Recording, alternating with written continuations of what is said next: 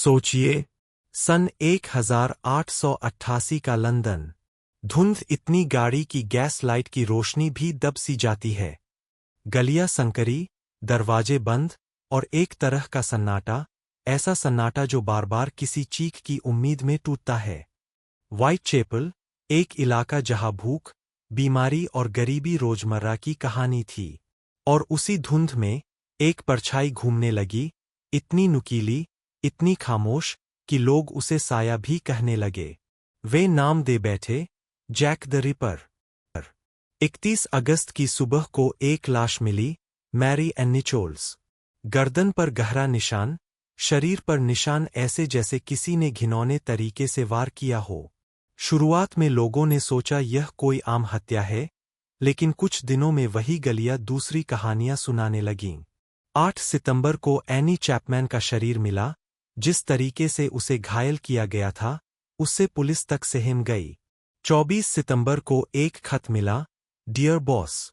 उस खत में लिखने वाले ने खुद को जैक द रिपर कहा और धमकी दी कि वो और हत्याएं करेगा। 30 सितंबर को वो रात आई जब एक ही रात में 2 हत्याएं हुईं, एलिजाबेथ स्ट्राइड और कैथरीन एडडाउस। और 9 नवंबर की रात, मैरी जेन कैली। उसकी हालत देखकर ऐसा लगा जैसे कोई दानव आया हो और उसने पूरा कमरा कुचल दिया हो।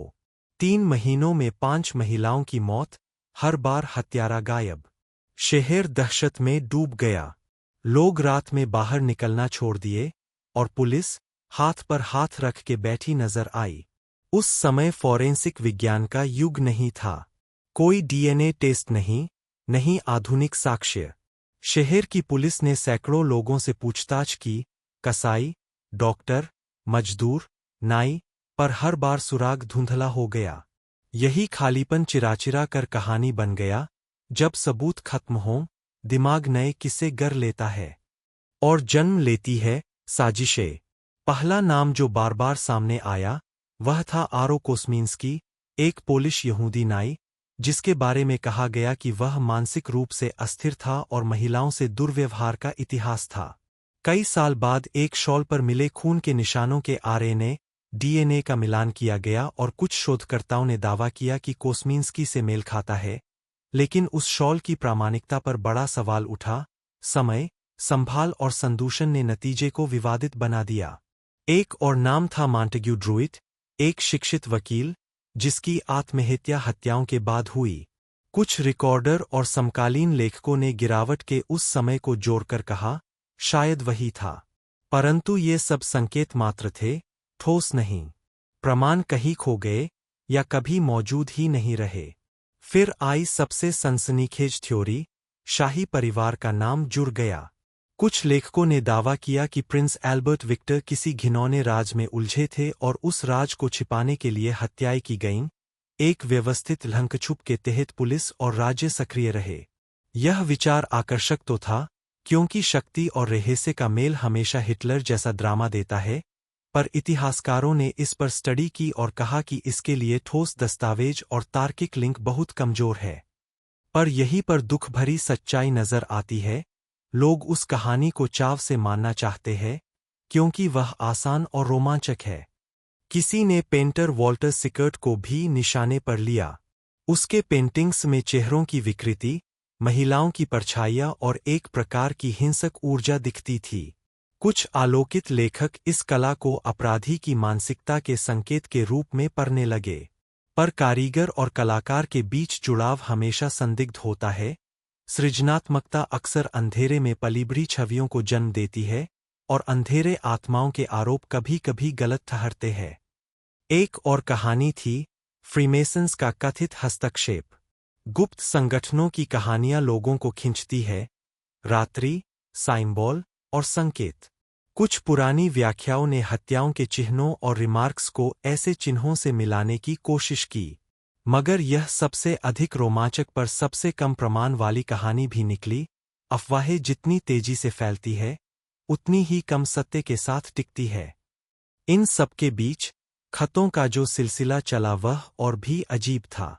डियर बॉस, सॉसी जैकी, और सबसे भयावह, फ्रॉम हेल, पत्र, जिसमें आधा इंसानी गुर्दा भेजा गया। उस गुर्दे का मिलान किसी एंथ्रोपोलॉजिकल रिकॉर्ड से नहीं बैठा, और कई विद्वानों का मत है कि अक्सर ऐसे खत अखबार बेचने के लिए या दुर्भावनापूर्ण शरारत के लिए बनाए जाते थे। पर किसी भी रूप में उन पत्रों ने डर को प्रमाण दिया, शब्दों के जरिए एक अज्ञात ने शहर को भय में बांध दिया। समय कब का गुजर गया, 130 साल से अधिक। कितनी किताबें लिखी गईं, कितनी फिल्में बनी, कितने शोध हुए। कभी कोई नया दावेदार उभरा, कभी कोई नया तकनीकी परीक्षण किया गया, पर जो नाम सबसे ज्यादा जाने गया वह रहस्य ही रहा। जैक द रिपर का चेहरा कभी स्पष्ट नहीं हुआ, केवल सवाल बढ़ते गए। लेकिन दोस्तों, अब आता है सबसे हैरतअंगेज मोड़।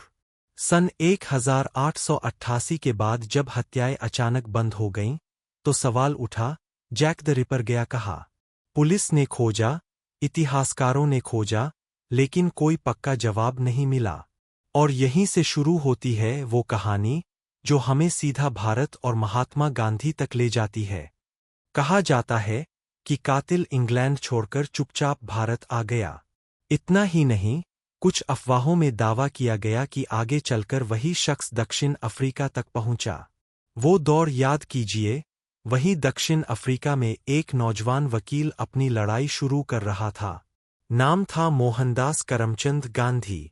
अब सोचिए, एक तरफ वो इंसान जिसने लंदन की गलियों में मौत फैलाई, दूसरी तरफ वो इंसान जिसने आगे चलकर पूरी दुनिया को अहिंसा का रास्ता दिखाया। क्या ये संभव है कि दोनों ने एक ही समय, एक ही शहर की गलियों में कदम रखे हों? कोई ठोस सबूत नहीं। इतिहासकार इसे अफवाह मानते हैं। लेकिन क्या हो अगर यही सच हो? क्या हो अगर जैक द रिपर और महात्मा गांधी किसी मोड़ पर कभी आमने सामने आए हों, एक हिंसा का प्रतीक, दूसरा अहिंसा का। दो चरित्र, दो रास्ते, एक शहर और एक अनसुलझा सवाल, जो आज भी इतिहास को रहस्यमय बना देता है।